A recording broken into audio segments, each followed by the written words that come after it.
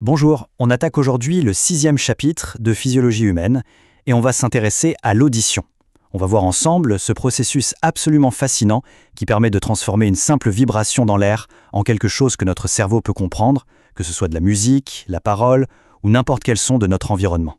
Alors la grande question qui va nous servir de fil conducteur, c'est celle-ci. Comment est-ce qu'une onde purement physique, une vibration, devient une perception neuronale aussi riche et complexe? C'est tout ce parcours de l'onde à la pensée qu'on va décortiquer ensemble. Bon, avant toute chose, il faut qu'on soit bien d'accord sur ce qu'est le stimulus de départ. Le son, c'est quoi au juste? En fait, le son, c'est tout simplement une onde de pression. Prenez un objet qui vibre, comme ce diapason. En avançant, il comprime les molécules d'air devant lui. Ça crée une zone de haute pression. Puis, en reculant, il crée un vide, une zone de basse pression. C'est cette alternance de compression et de décompression qui se propage dans l'air, et c'est ça l'onde sonore. Ces ondes sonores, elles ont deux propriétés essentielles à comprendre. D'abord, leur fréquence, c'est-à-dire la vitesse à laquelle elles oscillent. Pour nous, ça se traduit par la hauteur du son. Une fréquence élevée, c'est un son aigu. Une fréquence basse, c'est un son grave. Et puis, il y a l'amplitude, en gros, la force de l'onde. Ça, on le perçoit comme l'intensité, le volume du son. Mais attention, un son pur, avec une seule fréquence, comme celui d'un diapason, c'est très rare dans la nature. La plupart des sons qu'on entend tous les jours, que ce soit une voix ou un instrument de musique, sont en réalité des ondes complexes, c'est-à-dire un mélange de plein de fréquences différentes. Alors, comment notre cerveau s'y retrouve dans ce méli-mélo de fréquences? Eh bien, c'est là que notre oreille est incroyable. Elle réalise une sorte d'opération mathématique qu'on appelle la transformée de Fourier. En gros, elle est capable de prendre ce son complexe et de le décomposer en toutes les fréquences pures qui le constituent, un peu comme si on décomposait un accord de guitare en notes individuelles.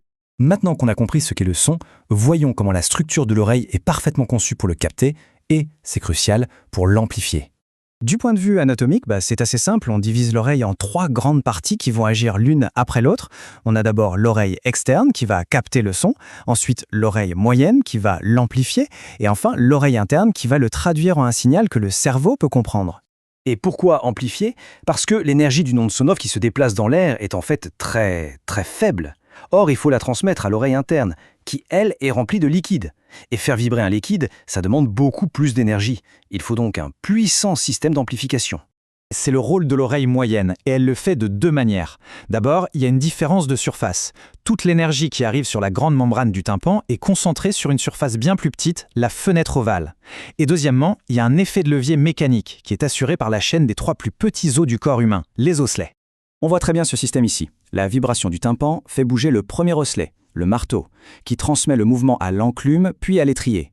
Et la façon dont ces os sont articulés augmente considérablement la force transmise, ce qui est juste assez pour faire vibrer efficacement le liquide de l'oreille interne.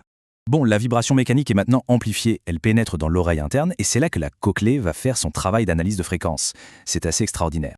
La cochlée, c'est cet organe qui ressemble à une coquille d'escargot, et c'est notre analyseur de fréquences. Il faut l'imaginer comme un clavier de piano qui serait déroulé. Chaque zone de la cochlée est spécialisée pour une fréquence précise. C'est ce qu'on appelle la tonotopie.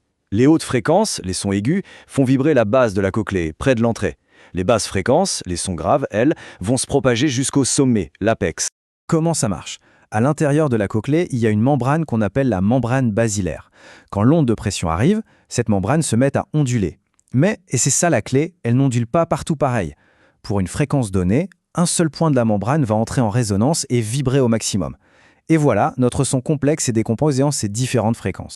On arrive maintenant à l'étape la plus importante, la plus délicate. Comment transformer cette vibration mécanique de la membrane basilaire en un signalet électrique que le cerveau va pouvoir enfin interpréter.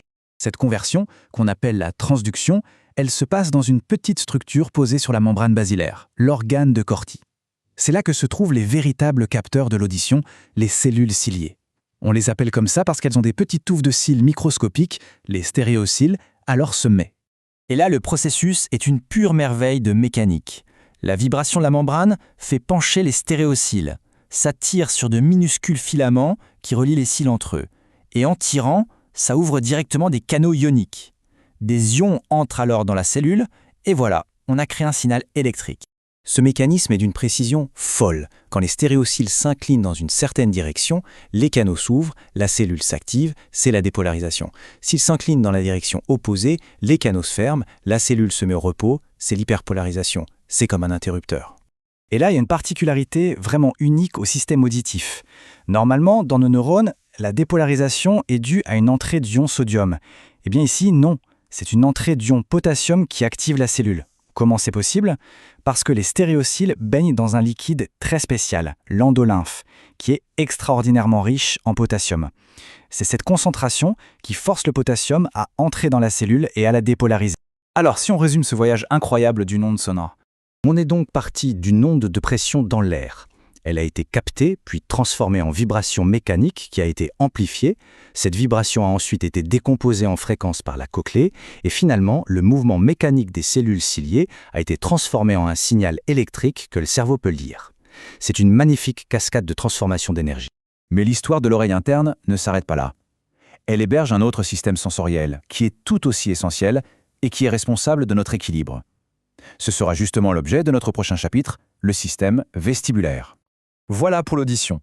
Pour être sûr que toutes ces notions sont bien en place, n'oubliez pas d'aller faire les quiz qui sont associés à ce cours. On se retrouve bientôt